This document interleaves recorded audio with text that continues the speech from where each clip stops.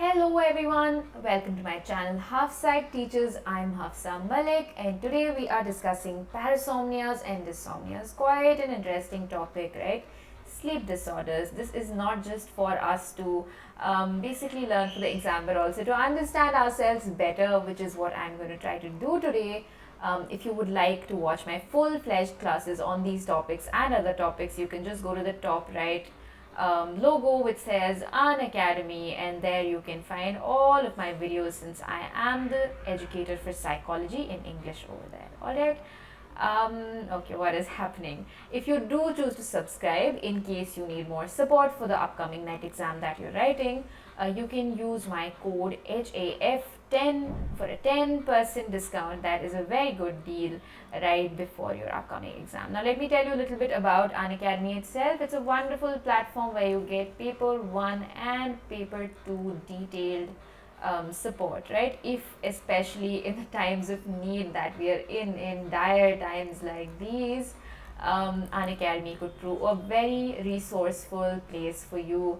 If you would like to get subscription and get guided support for each of the units which I do cover in detail, you can use my code for psychology and get 10% off. You will get support in paper 1 and paper 2 as well. If you do want to look at the subscription options that you may have, these would be the various options. So there's a month, there's 3 months, there's 6 months, whatever you choose, whatever your heart desires basically. And do not forget to use my code if you are my student. Now that is it, and let us move on to the actual topic. We're going to talk about why. We are going to talk about types of primary sleep disorders, not secondary. Why primary? Because these are not caused by any other medical condition. Okay, ये किसी और medical condition की वजह से नहीं है, ये बस sleep disorders हैं. Okay, my Hindi students will not hate on me anymore. Any other conditions, whether depression or any medical conditions. Okay, तो ये किसी और चीज़ की वजह से नहीं होते हैं. So these are of two types. These are parasomnias and these are dysomnias. Now it's tricky to remember both or remember differentiating between the two. I would say para is basically anything in addition to the normal, right? In addition to the normal, something like walking in your sleep, something like waking up suddenly and then screaming, additional behavior, like how we used to watch horror movies and there would be paranormal activity. So that is in addition to something normal, when you can see ghosts and stuff. Here thankfully we don't see ghosts, but it's bad enough. Night terrors are really bad. Sleepwalking is bad. Sleep talking is a lot of fun for other people if you're sleeping in the same room as someone else, but it's not so fun for you. But sleepwalking is a disorder. Sleep talking or somniloquy is not a disorder. Okay, is not a real disorder because it does not cause any socio-occupational issues. It is not that severe either. So it does not cause, very important here. तो somniloquy या sleep talking जो हम रात में नींद में बात करते हैं वो एक disorder नहीं है because it does not cause any socio-occupational problems. Okay. Yes, then you have dysomnias. This is minus the normal. Okay, तो ये normal sleep में disturbance है. This is disturbance in your normal sleep. Right? And parasomnia is normal से कुछ ज़्यादा हम कर रहे हैं, जैसे नींद में चलना, नींद में बात करना. Alright. Yes, we've already discussed sleep disorders that cause abnormal activities during sleep would be parasomnias, and something that causes sort of trouble falling asleep or staying asleep, especially insomnias, right, would be known as dysomnia. Now, sleep apnea that we'll talk about is also a dysomnia. It is not a parasomnia. Do remember the distinction. And dysomnias are more likely to occur during non-REM sleep itself. Alright, and these are not highly categorized into REM and non-REM sleep, whereas here the different categories, you will have one category that will only be present in REM or rapid eye movement sleep, and then some only in non-REM sleep. Alright, and we will discuss the difference between the two and where they're present. I will make it really simple for you, not me, it's only me. Alright, so disorders that occur during non-REM sleep. कौन से disorders non REM sleep में होते हैं? पहला है कंफ्यूजनल arousal. Confusional arousal means that suddenly during deep sleep or first few cycles of deeper sleep, you wake up and you don't know where you are. Okay, so basically there's a lot of confusion, and what happens is for 30 to 40 minutes sometimes you just remain confused, or you cry, you don't know what is going on. Maybe you woke up from a bad dream or something. Alright. तो यहाँ पे बहुत सारा basically बस confusion होता है. This happens इन ये first few cycles deep sleep के साइकिल्स में होता है. Okay. Then you have sleepwalking or somnambulance. ये भी नॉन रेम स्लीप में होता है, डीप स्लीप में होता है. This happens in stage 4 sleep, deep sleep, right. This is when people will start walking during their sleep and they don't remember anything the next day, right? This also happens in non-REM sleep, very, very harmful. People, if they show symptoms of these, then they need to be put in a very safe place where there are no windows, where they might not jump out. They're not living on the 3rd floor or 4th floor or something like that. Now, sleep terrors or night terrors happen among children. ये बच्चों में common है, ठीक है. तो यहाँ पे क्या होता है? It is signified by a blood curdling scream. Very important to remember here. तो जनरली क्या होता है, बच्चे जब सोते हैं तो उनको इतना बुरा नाइट टेरर जैसा आता है कि वो उठ के बहुत ज़ोर से स्क्रीम करते हैं और फिर वापस सो जाते हैं, एंड फिर सुबह में उनको याद भी नहीं रहता है. These are not remembered. This happens in deep sleep and it's very, very painful for the child. Okay, there's a lot of crying, there's a lot of screaming. It is very painful and sort of very hurtful to the parents as well. And all of these occur during non-REM or stage 1, 2, 3, 4 of sleep. Right? Then you have parasomnias that occur during REM sleep or rapid eye movement sleep or emergent sleep, also known as the emergent stage of sleep. So what do you have here? You have REM sleep behavior disorder.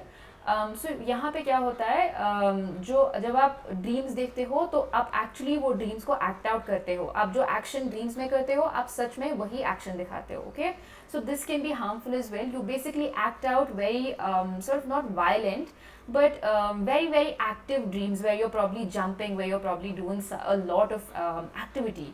Okay, so here you are acting out dreams, sometimes aggressive and violent dreams as well. Okay, which becomes very harmful if you sleep next to someone, right? So this could be very dangerous, and this happens only during rapid eye movement sleep, right? Remember, attach it to dreams, and then you will see, since dreams are being acted out here. Okay, now sleep paralysis is another disorder that occurs during REM sleep, and what happens here is the eyes are open. तो आंखें यहाँ पे आपकी खुली रहती हैं. Sleep paralysis मतलब आप मूव नहीं कर सकते हो. ओके, ब्रेन आपका अवेक है, आइज आपकी खुली है, लेकिन बॉडी आपकी पैरालाइज्ड है. Okay, and this sleep paralysis is going to last for around 2 to 3 minutes. Okay, and this is very disturbing because you feel very helpless because your eyes are open, your brain is awake, but your body has failed to sort of wake up, and this happens during REM sleep sometimes when people wake up but their body does not move. Okay, and this can be very, very sort of, people get really anxiety stricken, really panicky when this happens. All right, and then there is nightmare disorder, when somebody is having a really bad dream. So make sure to differentiate between night terrors and nightmares. Okay, nightmares happen during REM sleep only. These are basically really bad dreams that might cause the child to wake up. Generally it's a child, and it might cause them a lot of trouble or anxiety, right? And then we have other parasomnias which we're not really concerned about. These are not that important. Here one thing we do need to know is sleep enuresis. This is bedwetting basically, right? And this also happens mostly among children. That is what we'll do here, and we'll move on to dysomnias. Now I hope you got a good look here at the different parasomnias and what stage of sleep they actually occur in. Dysomnias are quite simple when compared to parasomnias, because here you just have the normal sleep function which is getting disturbed, right? These are characterized by less than 3 hours of quality sleep, generally according to the DSM-5, around 3 or less than 3, right? Normal sleep pattern is being disturbed. Now you have your circadian rhythm disorders here as well, because when there's a problem with the ARAS, right, and the hypothalamus. So the ascending reticular activating system and the hypothalamus, when there's an issue with that, then we do not or we're not able to regulate our circadian rhythm or our biological rhythm. Biological rhythm में जब problem होती है तो ये ascending reticular activating system जो आपके brain stem में होता है उसमें problem होती है, या फिर hypothalamus, या फिर दोनों की coordination में problem होती है. That is when we have circadian rhythm or sleep wake cycle disorders. Okay, do remember this, ये most important है यहाँ पे. Alright, what is happening? Alright.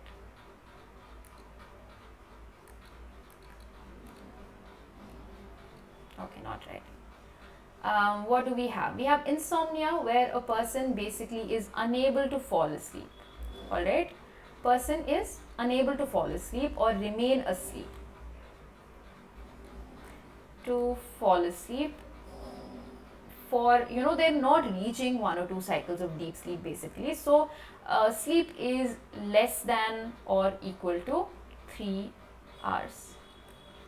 Alright, so this can either be difficulty falling asleep or remaining asleep. Okay, sleep apnea is generally obstructive sleep apnea, where there's a structure in the throat. This happens in obese people, and what happens is that obstructs the airway or the passage, and then they need to get a pipe sort of down their throat to actually breathe. They wake up from a sense of asphyxia, okay, a lack of oxygen.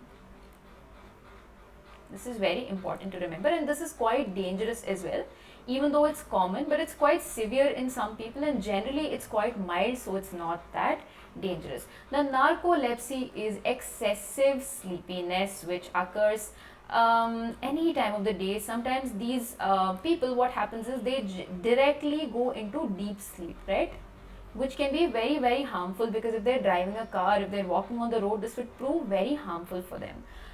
This can occur due to other side effects as well, and sometimes it is due to a problem with the ascending reticular activating system, which is not able to control the sleep wake cycle or the drowsiness and the wakefulness, or sometimes it is also due to a really bad routine where a person does not sleep continuously for 3 to 4 days and then falls asleep suddenly anywhere and everywhere. Okay, we can discuss treatments about these in the future. If you're interested, do leave me comments. I have noticed some of you saying that you want certain topics. They'll also be given. Next, we'll have Brenato's phenomenology, which is quite important. But I hope you enjoyed today's class, and I hope my Hindi students will understand something as well. So do take care. I will see you all soon. This is where you can find me on Telegram if you're not from my Unacademy classes. That's about it. Thank you so much. Good night.